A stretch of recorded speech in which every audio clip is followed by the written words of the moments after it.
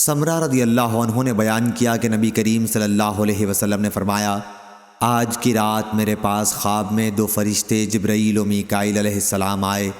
پھر یہ دونوں فرشتے مجھے ساتھ لے کر ایک لمبے قد کے بزرگ کے پاس گئے۔ وہ اتنے لمبے تھے کہ ان کا سر میں نہیں دیکھ پاتا تھا، اور یہ حضرت ابراہیم علیہ السلام تھے۔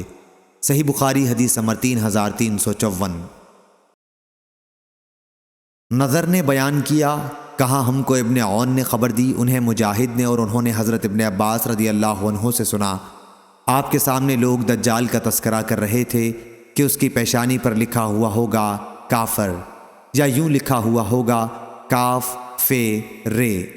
حضرت ابن عباس رضی اللہ عنہ نے کہا کہ حضرت صلی اللہ علیہ وسلم سے میں نے یہ حدیث نہیں سنی تھی، البتہ آپ نے ایک مرتبہ یہ حدیث بیان فرمائی کہ ابراہیم علیہ السلام کی شکل و وضع معلوم کرنے کے لیے تم اپنے صاحب کو دیکھ سکتے ہو، اور حضرت موسیٰ علیہ السلام کا بدن گٹھا ہوا گندم گول ایک سرخ اونٹ پر سوار تھے، جس کی نکیل کھجور کی چھال کی تھی، جیسے میں انہیں اس وقت بھی دیکھ رہا ہوں کہ وہ اللہ کی بڑائی بیان کرتے وادی میں اتر رہے ہیں۔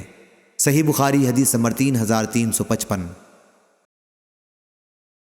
عبد الرحمن القرشی نے بیان کیا، ان سے ابو زناد نے، ان سے عرج نے، اور ان سے حضرت ابو ہریرہ رضی اللہ عنہ نے بیان کیا کہ نبی کریم صلی اللہ علیہ وسلم نے فرمایا، حضرت ابراہیم علیہ السلام نے 80 سال کی عمر میں بسولے سے ختنہ کیا۔ صحیح بخاری حدیث نمبر 3356۔